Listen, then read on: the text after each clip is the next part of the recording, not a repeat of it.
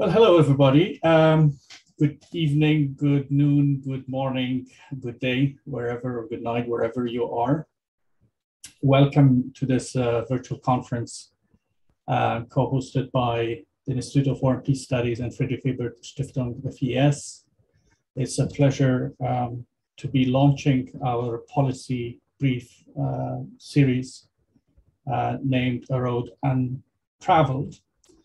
In today's session, we'll be discussing the three policy research papers that was released by our Afghan researchers and authors, which will focus on Central Asia, Russia, Iran, and their security and diplomatic relations and even economic relations with Afghanistan. So I welcome you all. Thank you for being with us. We have a very distinguished set of speakers with us who have a lot of knowledge, experience, as well as writings on Afghanistan, and have appeared on various panels and programs before. We're deeply grateful for their time and for their appearance today with us. We have Dr. Jennifer Musolis, the Director of Center for Governance and Markets at the University of Pittsburgh. We have Dr.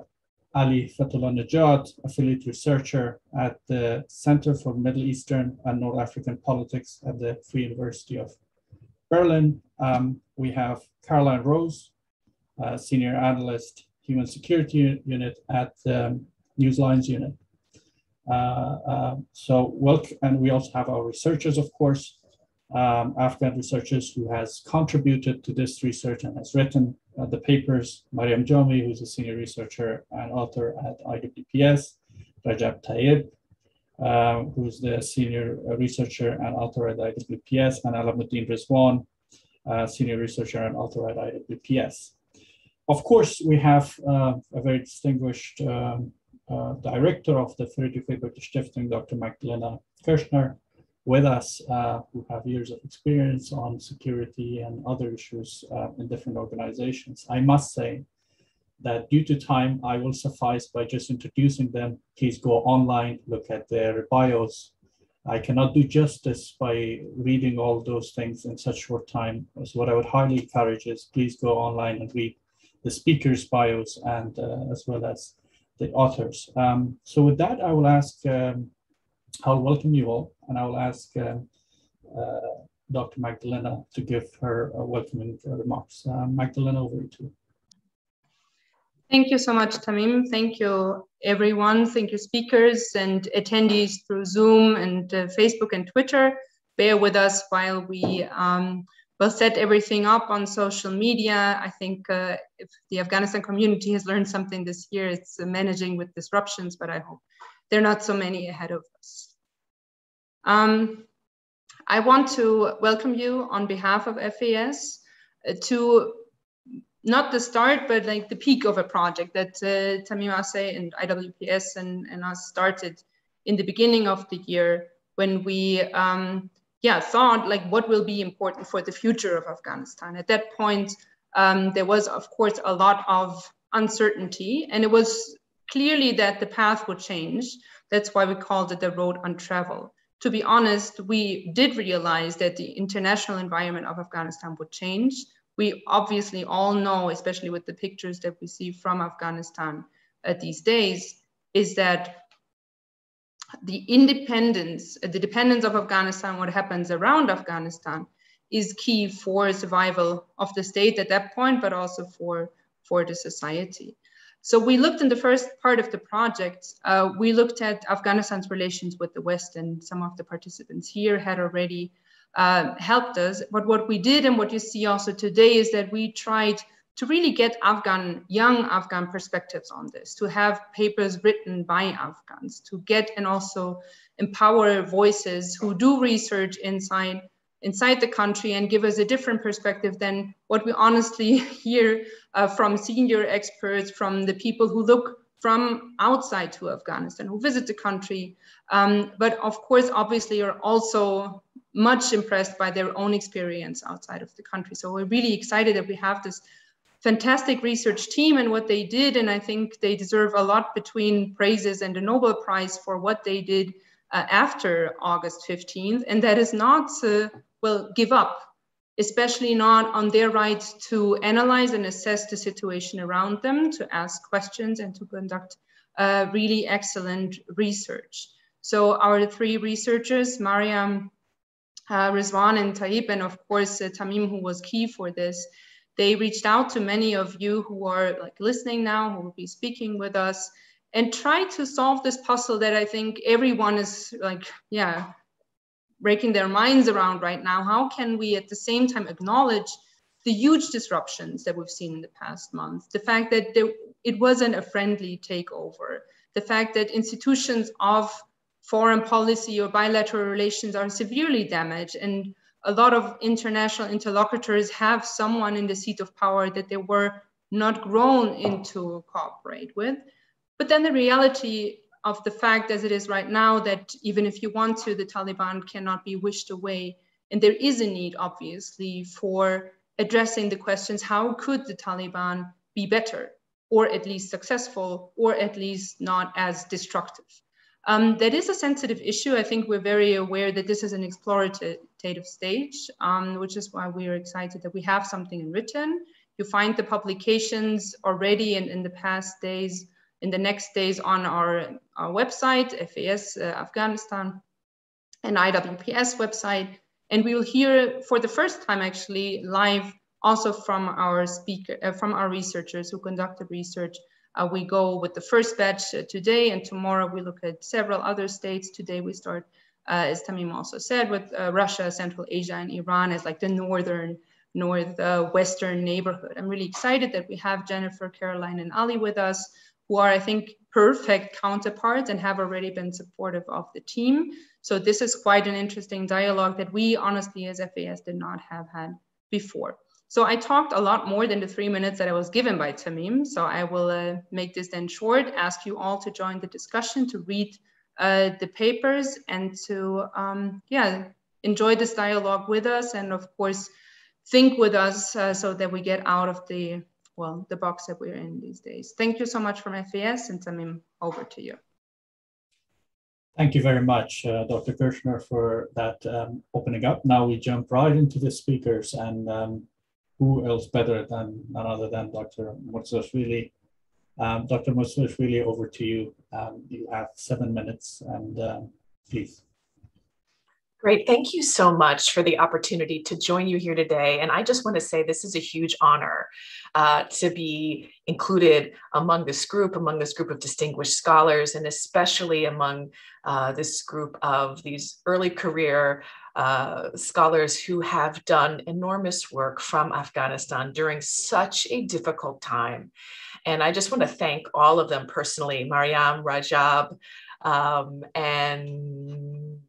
Inayat, and Alamuddin, for the incredible work that they have done on this. I know it has not been easy, and through such difficult times. So thank you for contributing to our understanding of what is going on inside of your country. Thank you for the interviews. Thank you for the lens that you have given all of us, because this is the most important thing right now. And as we have learned from the past 20 years, there has been so much speculation from the outside about what is going on inside of Afghanistan. And I think outsiders like myself, you have really contributed to some of the real maladies, to some of the challenges. And it is time for us to listen to these voices and to take these voices seriously in formulating policies. Because if we know anything, it is that so many of the tools from the past 20 years haven't worked. So that's why I'm just so honored to be here and to help discuss the work that you have produced so masterfully in such a short period of time under such duress. So thank you for this incredible work. And I just want to highlight a few things that your reports highlight, because I think they're very important for us to understand. I think these reports on Iran, on Afghanistan, on Iran, on Central Asia, and on Russia really fly in the face of a lot of conventional wisdom. about how we think about the interaction. And for so long, we focused on the threat that the Taliban poses to regional powers, on the threat that the Taliban presents to countries in the region. And while we still believe there are certain threats that come from the Taliban, I think what these reports underscore is how destabilizing the international effort has been over the past 20 years. And that for countries like Iran, Central Asian republics, and Russia to look at the Taliban as a potential for stability should really tell us a lot about how the international intervention was perceived inside of Afghanistan by the people of that country and how much instability it seemed to produce over the past 20 years. This is really unfortunate because I think none of us, when I began looking at Afghanistan 20 years ago from Uzbekistan, I was part of efforts that got the first humanitarian assistance from Uzbekistan into Afghanistan before the war effort began. We never imagined that this story would end this way, that Central Asian republics, for the most part, would look at potential stability that the Taliban could bring. We never thought that the international community could, through their efforts, bring so much instability to the country. And especially, as we're discussing the North here, I think focusing in on the North is really important for this discussion because especially since 2013, 2014, since the United States moved to an advisory role rather than engaging in direct combat operations, we have seen the North deteriorate in such significant ways. And this deterioration led to massive displacement of peoples, massive internal displacement, refugee flows, and violence. And it meant that the government didn't control very much of this territory in the North over the past 6 or 7 years. And so if we understand that situation, if we understand the instability in those regions, then we're going to understand that the Central Asian republics, for example, are looking at this US intervention from the perspective of real, questioning that the longer that the US was there, the worse these outcomes became for Afghanistan and for neighbors.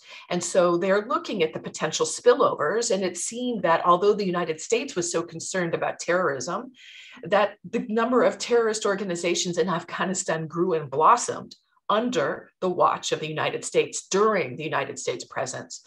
So countries in Central Asia, Russia, especially Iran, to some extent, as the reports really highlight, are really taking a big bet on the Taliban. Can the Taliban produce stability?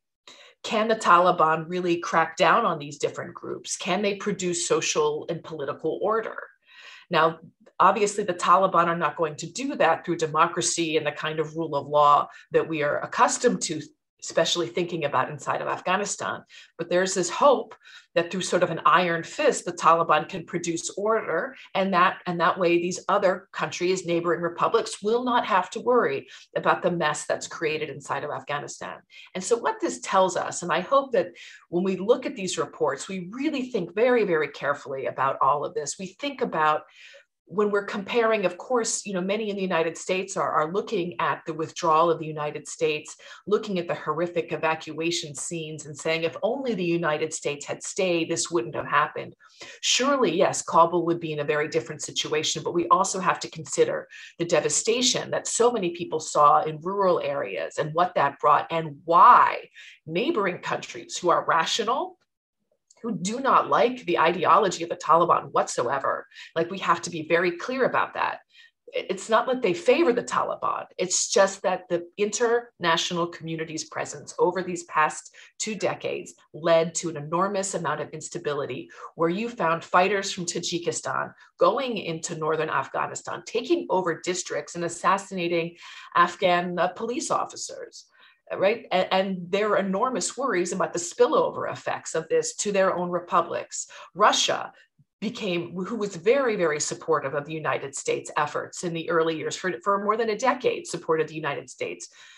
switch sides in this and began supporting the Taliban because they didn't feel that the US was bringing stability to the region. Iran, the same thing. So I think what these three case studies highlight are these changing dynamics, and really the, underscore again, the failure of the international community to produce the kinds of goals that it sought to attain. And I hope that we continue to ask these questions as the international community plans another kind of intervention, a humanitarian intervention inside of Afghanistan. I'm very, very concerned that there hasn't been time to learn the lessons about how we provide aid, who we provide aid to, how we provide assistance. We can't just rely on the same old models. And I think that's what these reports really underscore. So congratulations again to the authors, and thank you for the opportunity to be here. Thank you very much, Dr. Musolis, for that opening remarks. Appreciate that. For our audience, if you have questions, please put it on a comment or direct message us, or for our attendees on our message box. I think it will be a very interesting discussion as we go ahead. Now, may I call on Dr. Ali Fatullah to deliver his speech. Ali, over to you. Hi, thank you again for having me to both organizations. I was asked to offer a few remarks on the Iranian role in Afghanistan and the Iranian reaction. And of course, many of those points have been raised in the policy brief that was written on this subject on Iran. May I just start by saying that if you look at Iranian foreign policy, normally when it comes to the region of Afghanistan, the Iranian foreign policy approach is identified as being pragmatic. Well, this is not the whole story, of course, but the pragmatism perhaps also very much is pertaining to Iranian economic interests. Which I will talk also briefly about in the next few minutes. So I'm going to offer a few remarks on the ideological aspect in terms of Iranian reaction, and then talk about the economics, and of course, which is also interrelated to the issue of security and stability. Of course, the Islamic Republic of Iran was officially very much cheering the US withdrawal from Afghanistan. And has been somehow welcoming the return of the Taliban to power in neighboring Afghanistan, but most importantly in relation to the former aspect, which is the US withdrawal. So basically the Iranian press tried to portray this as a kind of victory for anti-US forces in the Middle East. And the Taliban, as a kind of David, was able to push out Goliath. And so many Iranian strategists were also vindicated in their approach to regional policies, which is to rely on paramilitary groups, on non-state actors to expel the US from the region. Although, of course, Iran did not play a major role in this whole process that we've been seeing over the last few months. So it's not on Iran's watch that all of that has happened. Nevertheless, mostly the IRGC affiliated Iranian press, that is, the press that is affiliated to the Islamic Revolutionary Guard Corps, has been engaged in quite a strong rebranding campaign, suggesting that the Taliban of today is now a reformed entity and cannot be compared to the Taliban of back then, that of course were engaged in some kind of strong enmity with the Islamic Republic of Iran because of its distinct anti-Shia elements, which also at some points have led to tensions getting quite high, as in the case in the late 1990s. On one hand, there was this kind of, welcoming of this process of also as a proof that the U.S. power is in ultimate decline, and the Taliban takeover is a last testament to it. But very much, of course, according to the routine kind of narrative that is the official position of the Islamic Republic of Iran, and also in terms of propaganda when it comes to domestic but also foreign audiences.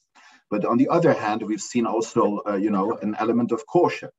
The element of caution can be very much seen in statements by senior officials of the Islamic Republic, including the Supreme Leader Ali Khamenei, who has said that it depends on the behavior of the Taliban, how Iranian-Afghan relations going to develop. And also we've seen, one of his representatives, a Friday prayer imam, who has said quite critical stuff about the Taliban. So it's not only a kind of, rebranding campaign going on one side, of course, to legitimize cooperation with a former arch enemy. But on the other side, there is also some caution because there is no certainty when it comes to the Taliban's behavior. Also from the Iranian official perspective. So it's more the kind of reaction that the Supreme Leader of Iran had vis-a-vis the JCPOA, which he was welcoming on one hand, but on the other hand, he was also criticizing that. So he's playing a safe game here. Secondly, the aspect of the economy. This is quite important. Because for a country like the Islamic Republic of Iran that is under stringent US-led sanctions, the role of non-oil imports and regional trade has increased over the last few years. And Afghanistan is a top destination of Iranian non-oil exports. Iran has also, in this regard, been quite, positive about the change that has come, saying that the Taliban, after they had returned to power, they were reducing import tariffs, and hence there is the hope from the Iranian side that bilateral trade going to increase, considerably. By now, we have approximately, I think, 2 billion of Iranian non-oil exports to Iran, and the hope that is that bilateral trade gonna reach somewhere near $3 billion, which for Iran in these circumstances is, of course, it's a lot of money. So the economic aspect is very much, of course, connected to the issue of stability. So hence, in sum, what one could say that Iran, because of this cautious reactions, is taking a wait-and-see approach, and it is very much banking on maintaining its kind of economic interests in Afghanistan, and this is why they're trying also to seek cooperation rather than confrontation, of course, with the Taliban. Of course, there have been much more recently some skirmishes on the border between Iran and Afghanistan, which both sides try to play down and portray as a misunderstanding. So there's always, of course, the threat, or the risk of escalation. And as this latest round of skirmishes between the two sides demonstrates, and also the fear that there's going to be some discrimination against the Afghan Shias, which will put the Islamic Republic in a difficult spot to continue what it has pledged to do, which is more or less cooperating with the Taliban. And of course, there might also be, the threat or the risk from the Iranian perspective that Afghanistan under a new Taliban rule will be a safe haven for Sunni extremist anti-Shia groups. Last but not least, which was also, and let me say a few, just 2 sentences on the issue of the refugees. Of course, this is a very important issue, also considering the fact that we've seen, also an increase of the Afghan population over the last 2 decades, which means that if we're going to see more refugee flows, then the number of that will be much higher. And I think this is also that has been talked about in the policy brief. An important dimension in relation to Europe is, however, the threat that this kind of refugee issue might be maybe instrumentalized. I think probably maybe by both sides, both the Taliban and Tehran, but also from Tehran's side in the context of the conflictual JCPOA process going forward, and as a kind of leverage against the Europeans, and so to push them into a direction that Tehran wants. So let me just conclude my remarks here, and sorry for being a bit too long. Thank you, Dr. Najat, for shedding light on the various aspects of Afghan and Iranian relationship.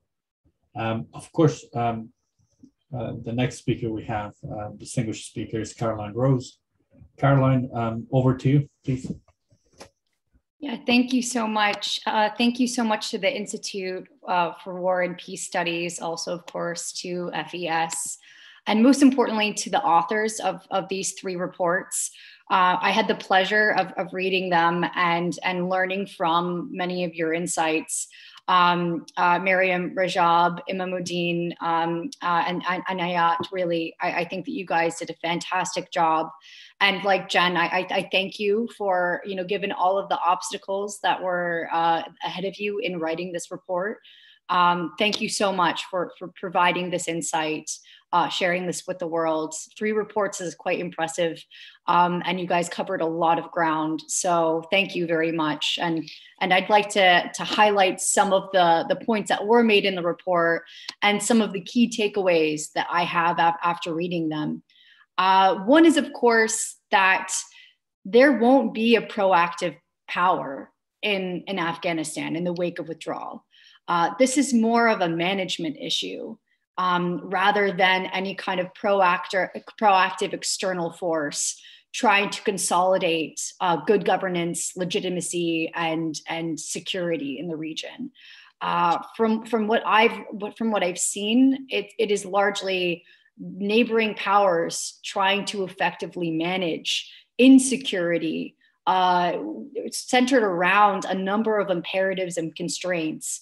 Many of them are shared between Central Asian republics, Iran, Russia, and other powers that are engaged in Afghanistan.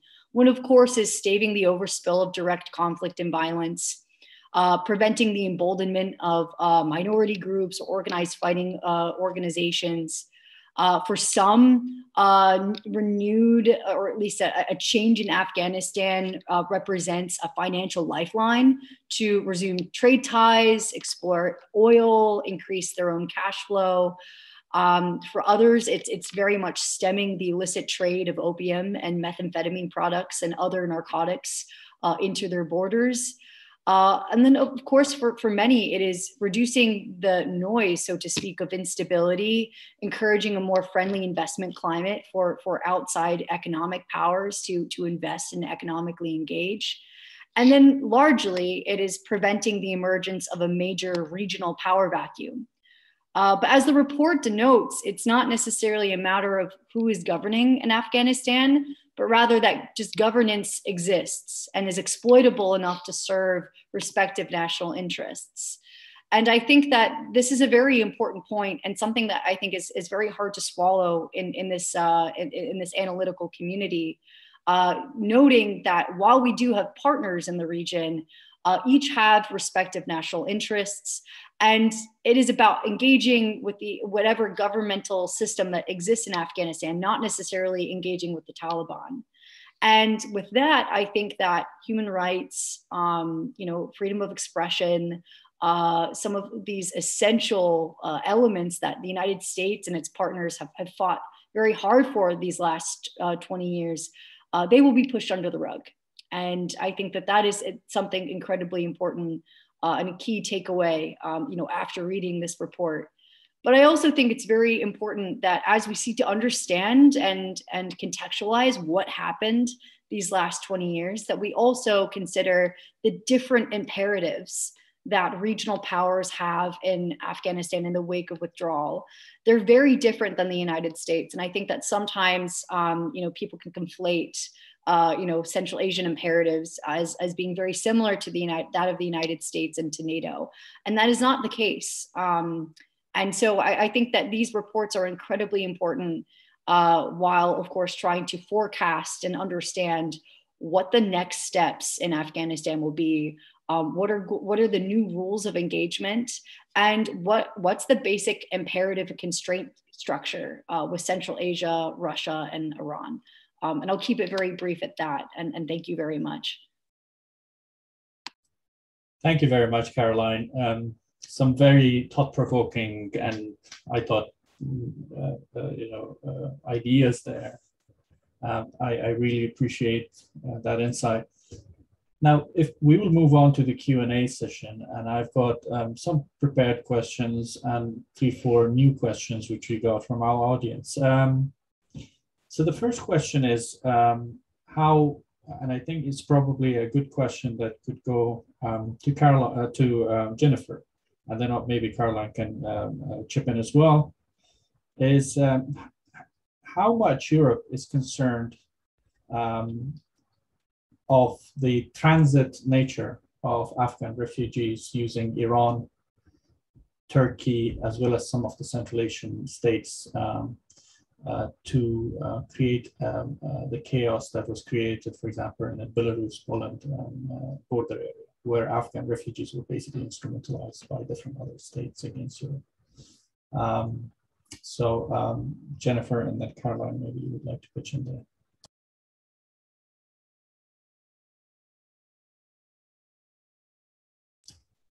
Maybe Caroline, you want to go first, and then we'll hear from Jennifer. Sure. Yeah, of course. I'll briefly, make a quick remark because I do think that Jennifer would have quite a bit to say about this. But certainly, we've already seen with Turkey, there has been a lot of concern about the overspill of migrants and refugees. So far, we haven't necessarily seen legislation or any clear policies, within the EU about this. But, of course, Turkey threatened to erect a wall, to prevent migrant overspill, through the Balkans and into Europe. We're starting to see a lot of xenophobic comments as well in regards to, the potential migrant overspill from Afghanistan. Certainly, of course, there has been, and I think, an ongoing and robust discussion about options for aid and humanitarian assistance. And I know, Jennifer, you've worked on this issue extensively and can speak about it better than I can. But I certainly think that in the next few months, hopefully we will see a breakthrough, in terms of how the EU does seek to, deal with this potential migrant crisis, but then also, of course, try and be proactive with it, with humanitarian assistance and aid and streams that, of course, help Afghan citizens, not necessarily just, go into the pockets of Taliban leadership. And I think that that's going to be incredibly important. Jennifer, please. Yes, apologies. We're dealing with I think the refugee flows haven't happened in the ways that we expected them to. So, there was this great anticipation that we would see refugees flood the north.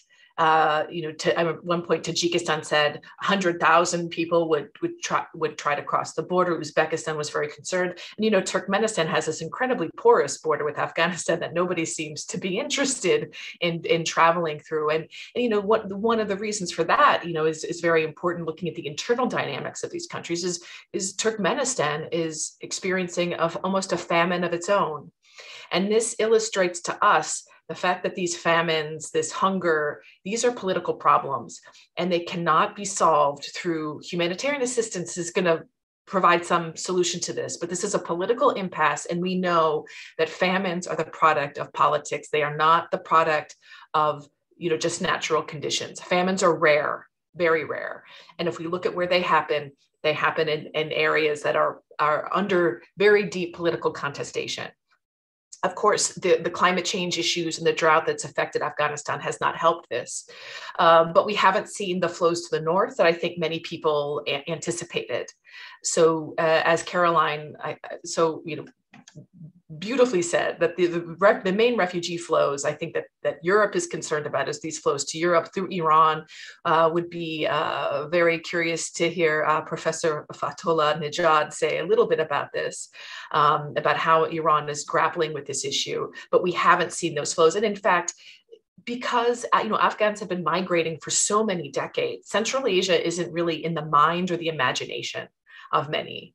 In fact, some people have actually reached out to me from Tajikistan saying, and then, even Afghans who would prefer Afghans to migrate to Tajikistan as this to be a home for refugees rather than Pakistan, right, which has historically been the home. And the argument there is that if Afghan refugees ended up in Tajikistan, for example, that this would actually have a much more moderating effect on Afghan politics than it would if they ended up in Pakistan, which I thought was a very interesting argument to be making, but I'm not sure it's one that the Tajik government is willing to take a risk on at this point.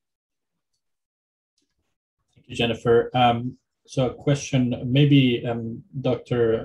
Najat can also pitch in there and give his observation. But also a question for him, which is there has been recent skirmishes between Iranian border guards with the Taliban, and it created a lot of discussions within the policy and academic circle that maybe the Afghan Taliban and the Iranians are going towards the scenario of the 1990s, where they had a confrontational relationship. But then the Iranian Foreign Ministry downplayed that, terming it as a misunderstanding. So the refugee question and this question to you, please.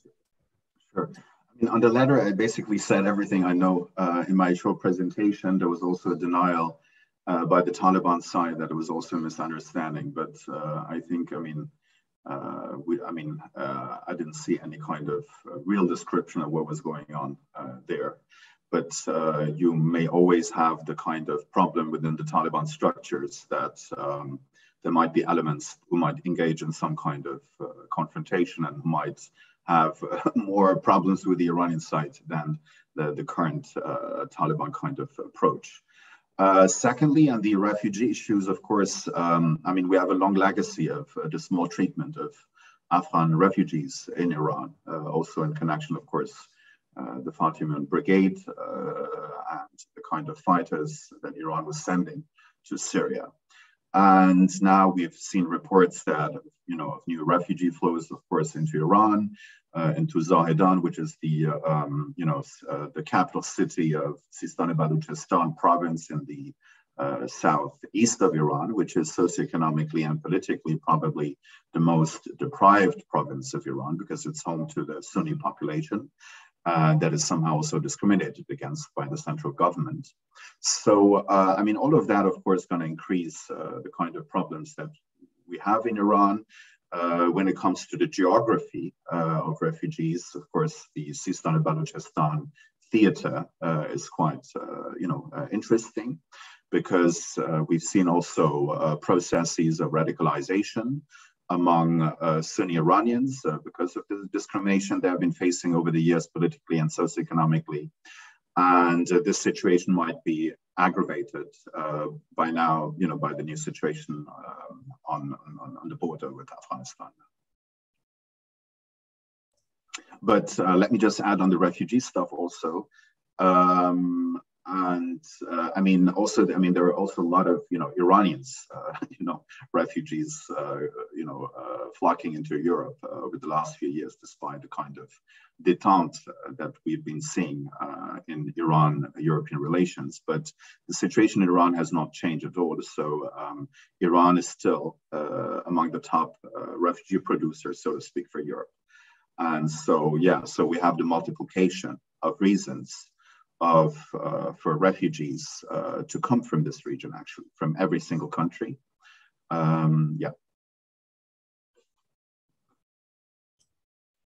Well, thank you. I think a good transition from that would be to ask Mariam Jami, who has written the paper on Iran. And one of the findings of her paper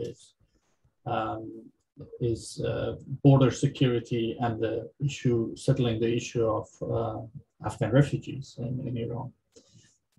So, Mariam, do you want to give us your thoughts on that? Sure. Thank you so much for your question. And first of all, I want to welcome all of our honorable speakers. Thank you so much for being with us here, and thank you so much for your support. Coming to the question, as I also stated in the policy brief, The Islamic Emirate or the Taliban's government must make sure, in order to establish a future or post-2021 relationship with Iran, firstly, Taliban's government or the Taliban group should make sure that they are securing their shared borders with Iran in order to ensure the Iranian officials that they are fighting against the extremists, and they are trying to stabilize the borders, both for the continuation of the trade with Iran, and also for the safe transit of the refugees. And also, it's required also for the issue of the water crisis, because it has an impact on the Iranian borders also. So as I stated in many places in the policy brief, the number one priority for Iran will be the issue of security of the borders, its shared borders with Afghanistan. Thank you. Thank you, Mariam, for those remarks. Now a question to Caroline, and maybe Tayyip can chip in as well. This is followed from your findings in terms of how much Russia could help assist the Taliban in terms of its delisting its members from the UN blacklist, and how that could be used as a leverage or instrument of diplomacy and reform with the Taliban. So Caroline, and then Tayyip, please.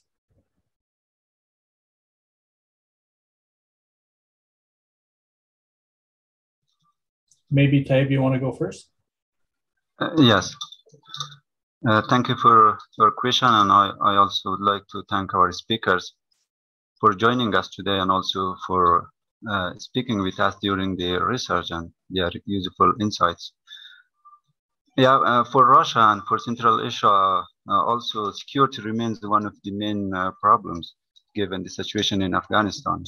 So they are afraid in terms of religious extremism, and for Russia especially, they are concerned about the continuation of drug trafficking into Russian markets.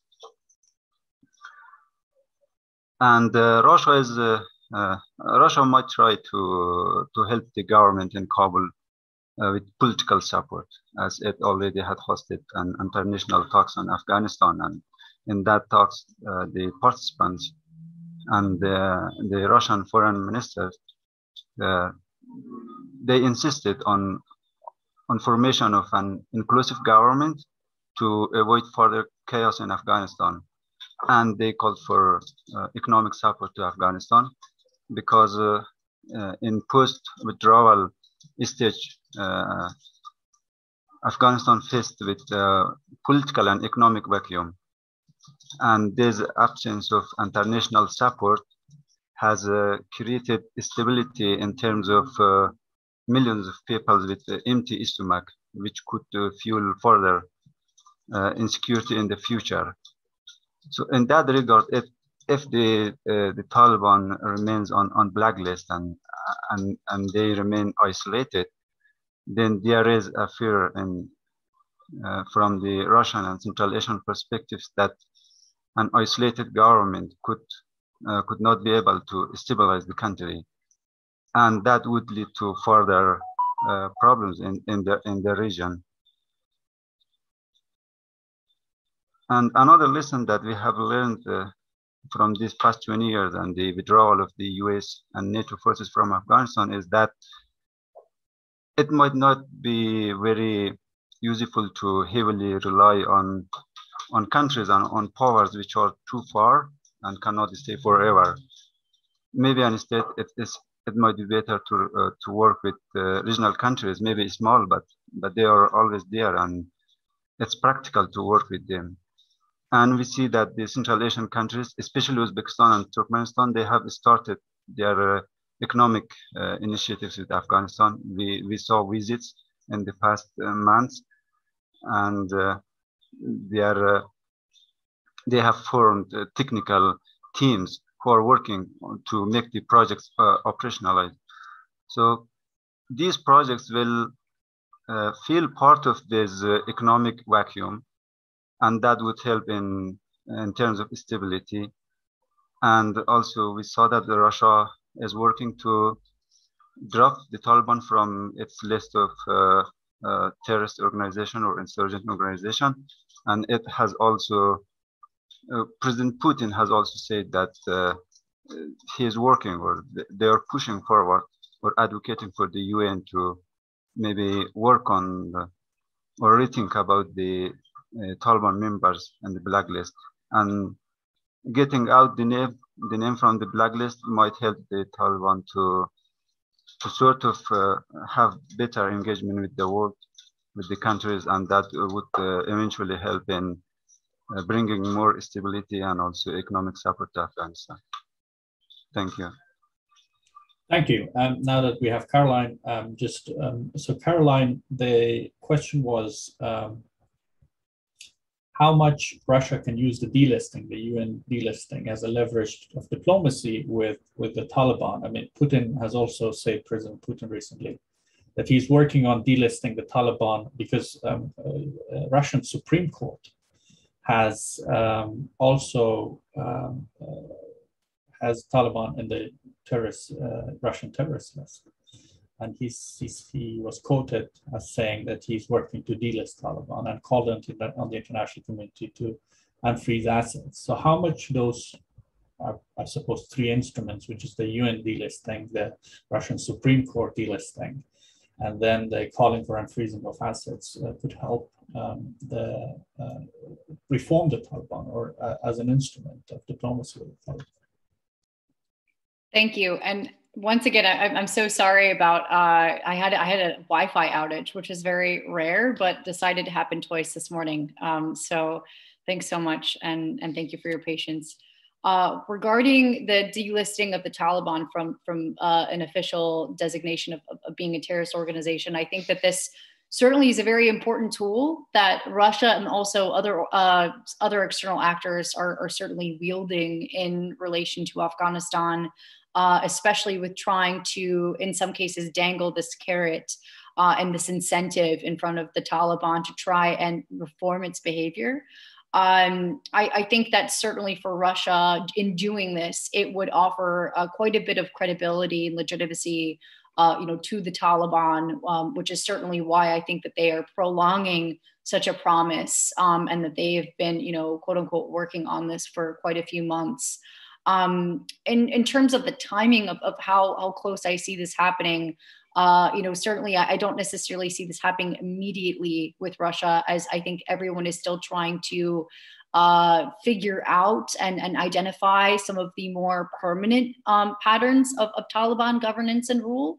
And I think that Russia is no different. And, while they try and figure out what this quote unquote Taliban 2.0 exactly means, how it translates to Afghanistan's security landscape, how it translates to politics and governance, and then of course, to human rights. So I think that we might see this in the next, 6 months to a year. And then, of course, followed by other external actors that are also already engaging with Taliban leadership, but have also promised, the delisting, and then also, of course, promising normalized relations and recognition of a Talibanized government. Thank you. A question to Dr. Ali, and I think probably all of the speakers could pitch in.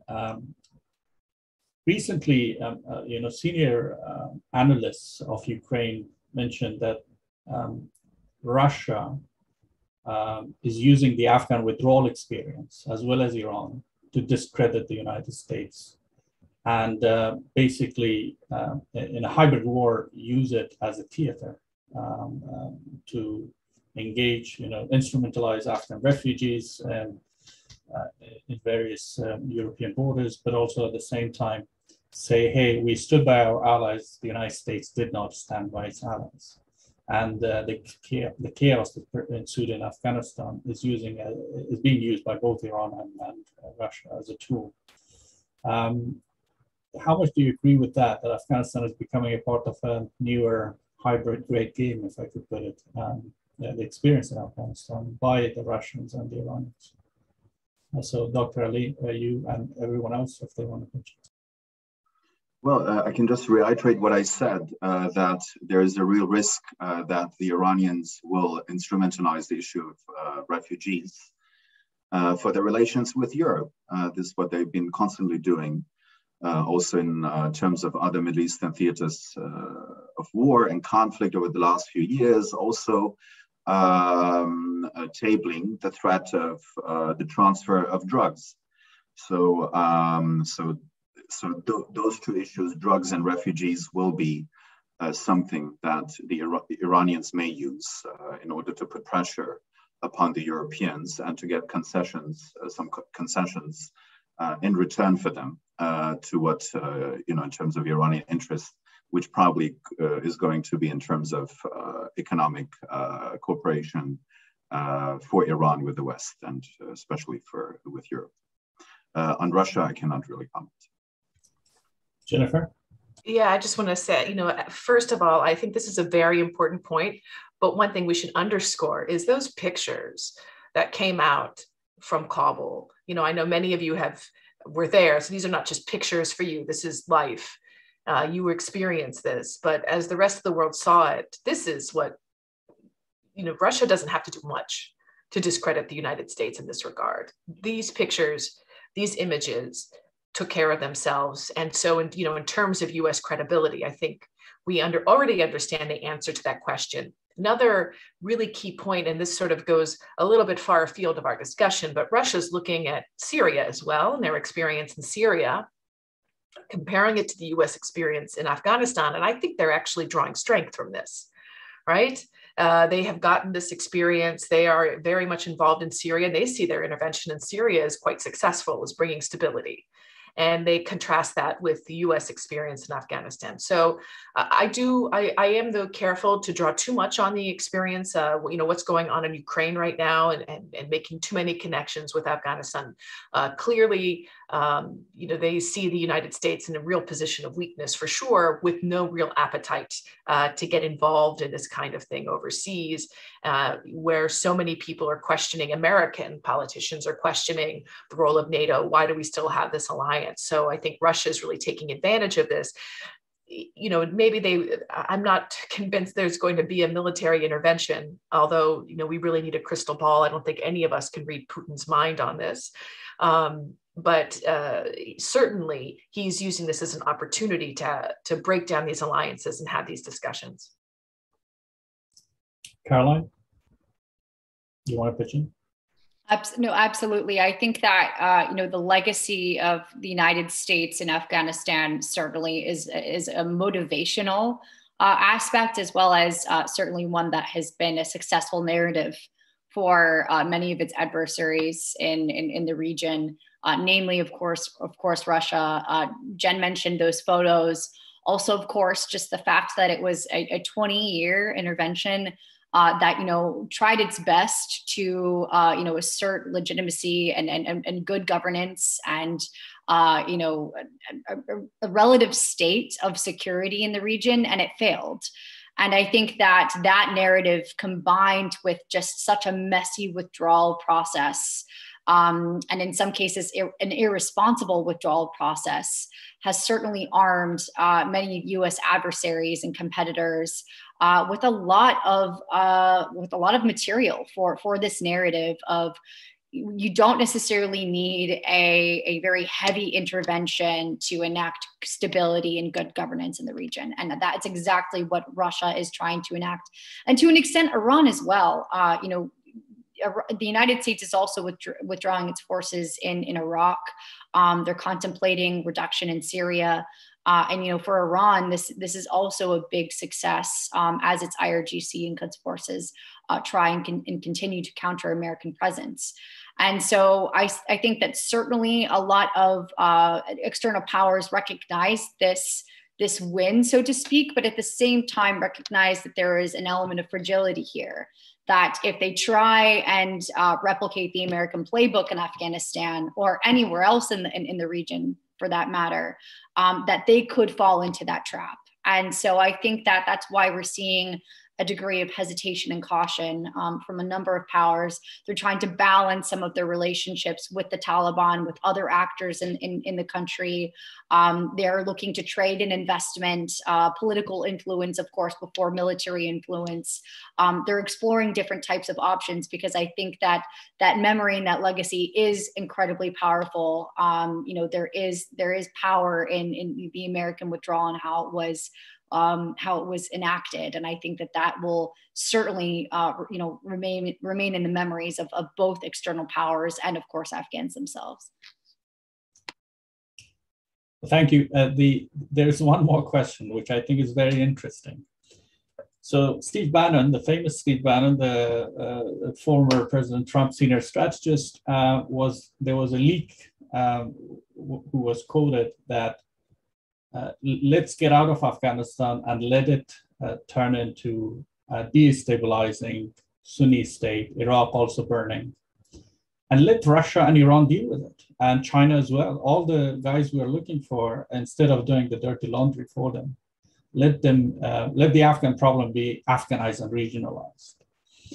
Do you think that is what happened? The United States has taken out its resources from Afghanistan. It's now really Russia's problem, Iran's problem, Central Asia's problem, and US could, you know, in a way, it's smart diplomacy. I mean, in the great game business, to let them spend resources and time and others to fix the problem rather than somebody from very far field.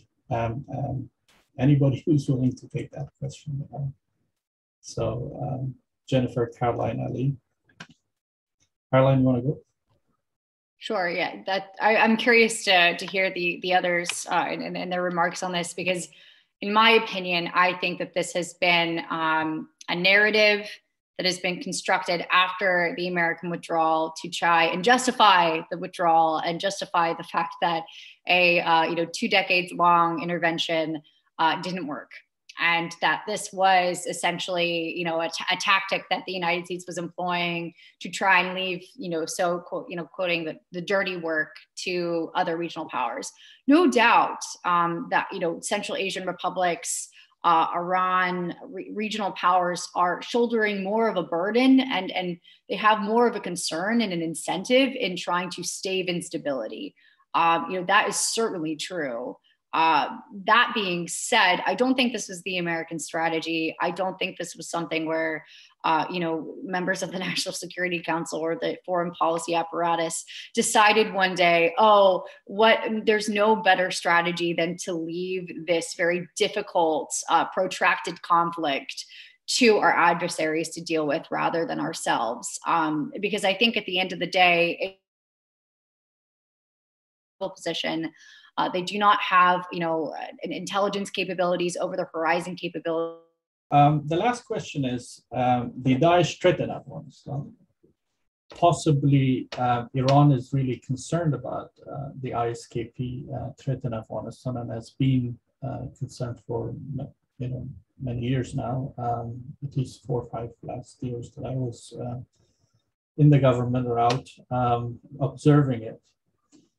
Do you think they will take proactive measures to counter Daesh in Afghanistan? Ali, you want to go ahead with that? Well, this is also among the topics that we don't have any certainty about it yet.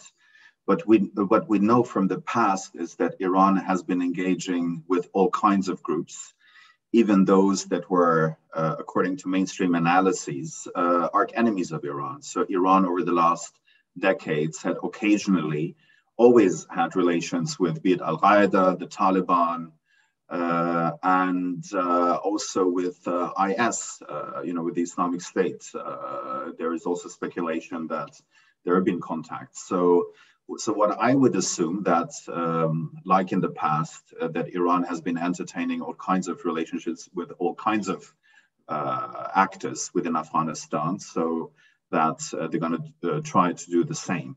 But of course, on the other hand, this could be a veritable security threat to Iran, given also the ethnic composition on the southeastern region in Iran, Sistan and Baluchistan.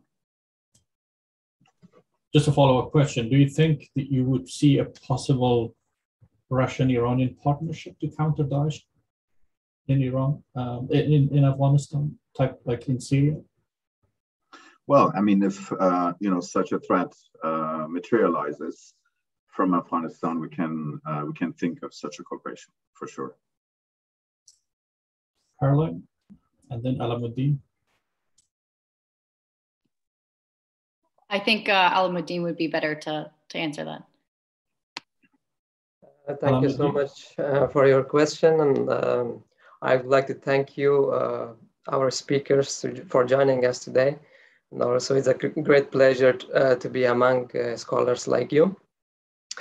Coming to the question, yeah, of course, it's a threat. It's a concern for Russia, Iran, and Central Asian states that they are concerned about the emergence of ISKP threat in Afghanistan. And this has been the main issue that some of Russian officials and Iranian officials urged the Taliban leaders to take measures to counter these activities in Afghanistan, as after the collapse of the Afghan government, we have been witness that the activities by ISKP have intensified, and also this is somewhere that the Central Asian states and also Russian, maybe with Iran, they can find a common ground to cooperate with each other, and also to make sure that the Taliban will counter ISKP in Afghanistan. And there are some rumors that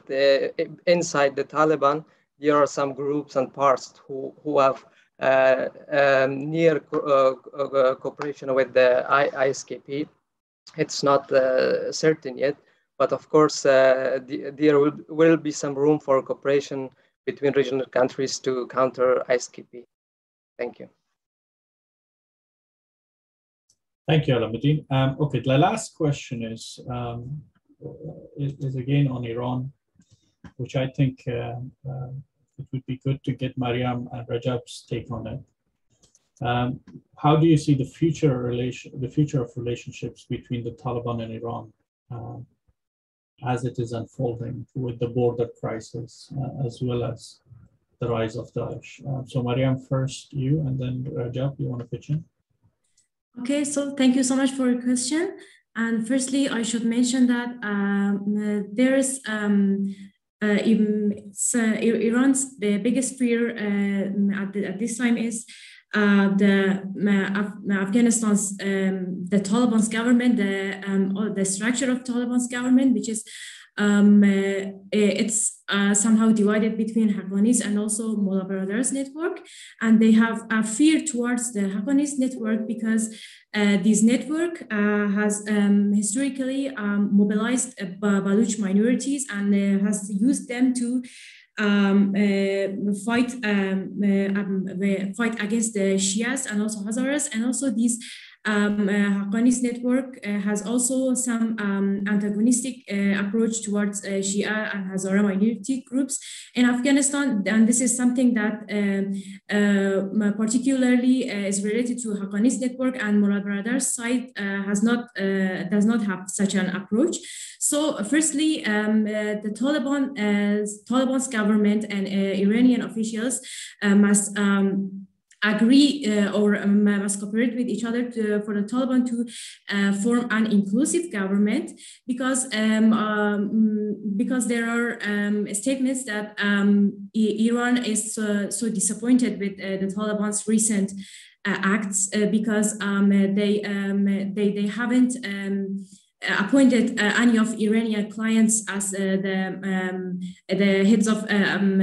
heads of the cabinet, or as the members of the cabinet and the new cabinet of the Taliban.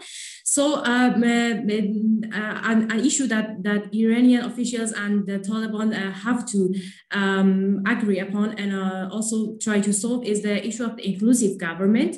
And this must be a government which is also inclusive of the minority groups in Afghanistan, because Iran is also so serious and also so sensitive about the Shia and Hazara minority groups in Afghanistan. And also the issue of ISKP and also ISIS and the other groups which are destabilizing the region. Iran is also insisting on this issue and is trying to make sure that the Taliban are not going to somehow export, if I can say, export extremism to the region. So these two countries should make sure that firstly make sure that that they are cooperating to contribute to the stability of the region, and that is why. And after that, after addressing the priority issues, they can they have to solve the long-lasting refugees issues and also the water crisis issue, because these are two issues, main issues that are making the creating some tensions, have been making some tensions even before the Taliban's takeover between Iranian government and also the former Afghan government. So after addressing these issues, I think that Iranian officials and Afghanistan's government or the Taliban can have successful relations beyond 2021. Thank you. Thank you, Mariam. Very good points. Rajab, you want to pitch in, and then we'll jump to conclusions. Yes, Mariam covered almost most of the parts, and I just want to point to some similarities and differences between Iran and the government in Kabul. So one issue is human rights. They do not have a disagreement on that, and that is basically paves the ground for cooperation. The second is they both are anti-US, and they do not want the US presence again in the region. And the third one is their opposition to the Islamic State, and the Taliban in the past proved to be very effective on that. And most importantly, we have in Afghanistan right now a structure which is similar, very, very similar to the structure, the governance structure in Iran. But on the other hand, in Iran, we have a government dominated by the Shia and the Sunnis in Iran. They have been complaining for years about the social injustice and things like that. And in Afghanistan, we have the opposite of that. And Iran enjoy very much, it enjoys heavy soft power. It enjoys soft powers in Afghanistan among the Hazaras and also among the Persian-speaking communities. But generally, in the post-withdrawal phase, Iran found itself in a situation that there was no other choice except working with the government in Kabul. And given their similarities, their agreement, and also the points that they disagree, it's really difficult to predict how their relationship would be shaped in the future. But for the time being, I think Iran would work with the government in Kabul and to address serious issues, especially the Islamic State and also the border security. Thank you. Thank you very much, Tayyip. Now that will bring us to the reason why, by the way, I have to make a clarification. We haven't engaged much with Alamuddin because he has written 2 papers which will be published tomorrow, and then he will be speaking a lot tomorrow in the last session, in our next session, which is on Pakistan, India, and China, I believe. So he will have lots of opportunities for tomorrow, as he's the lead author there, and the 2 lead authors even though Rizwan has been engaged in the process. For today's speaker was Mariam and Tayyip. Thank you. With that, let me move to the last portion of the program, which is concluding remarks, and we will start with Dr. Ali Najat. So please, Dr. Najat, your concluding remarks. Well, I don't have any particular concluding remarks other than that what Rajab just said is very important to bear in mind. The kind of similarities that both systems have in Tehran and Kabul, the kind of shared interests that they may have together. And we can judge from the Iranian perspective this cautious approach that even the Iranians are not sure about what's going to come. So hence this wait and see approach. And perhaps one incident is also important. There's been the case of an Iranian who has been hostage by the Taliban, I think a year ago. And from what he tells us is that, there is not quite a, strong hierarchical organization within the Taliban. So he has been arrested, but, major figures within the Taliban did not know about this. But this shows the kind of fragmentation that we may see within the Taliban, which is always a challenge for also foreign actors. And of course, just a small comment on the paper, which I found very good. Maybe the transition of government should not be, taken so much serious. What Tehran has been saying, that, of course, they were stalling the JCPOA process because they had the transition of government, which is not so true because, first of all, the foreign policy, regional policies are dictated by the RGC, so nothing has changed on that front. Now you have a foreign ministry that is run by someone who is affiliated with them. So nothing is, so that we didn't see any kind of, major transition of government that we may see in other areas. So this may only be an excuse for such a wait and see approach. And thank you so much for the other inputs, and was very glad to learn a lot today. Thank you. Thank you, Dr. Ali. Caroline, over to you for your concluding remarks. Of course. No, well, thank you, first of all, to IWPS, also to FES for having and hosting this wonderful event. Once again, thank you to Alamuddin, Mariam, Rajab, for writing this report, which is just excellent. And I really hope to see more reports, from local voices with local insights about the future of Afghanistan and also the future of regional engagement. I think that's just incredibly important. And I'm just very happy that you guys are having an event like this. In terms of my closing remarks, essentially I'll reiterate what I said at the beginning as well, which is, as we look to foreign powers that are descending upon Afghanistan in the context of the post-withdrawal process and security landscape, we're not going to see a lot of proactive engagement, but rather engagement incentivized by management, by trying to stave instability, stave any kind of violent overspill, to ensure that essentially, refugees and migrant overflows of violence, overflows of illicit trades, narcotics, they will stay in Afghanistan. And unfortunately, I think that the short end of the stick here is going to be the Afghan people. And, for those in the United States, for those in the EU, for those that are, in countries that are now trying to identify a new policy and a new strategy for Afghanistan, I think that this is going to be incredibly important. That, as someone asked, this isn't going to be, this is going to be a strategy that will be left to our adversaries.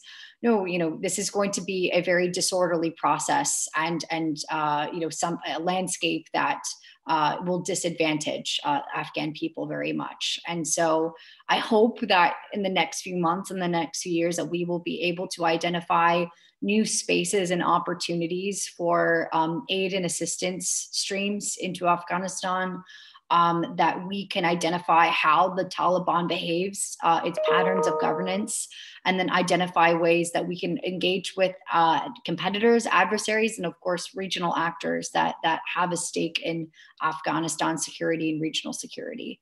And I, while certainly the past few months have been very difficult to watch, I, can't not work on some of these issues, but not stay, a bit optimistic about the future and hope that we can identify ways that can make life better and the region more secure. So thank you. Thank you very much, Caroline. Mariam Jami, your concluding remarks.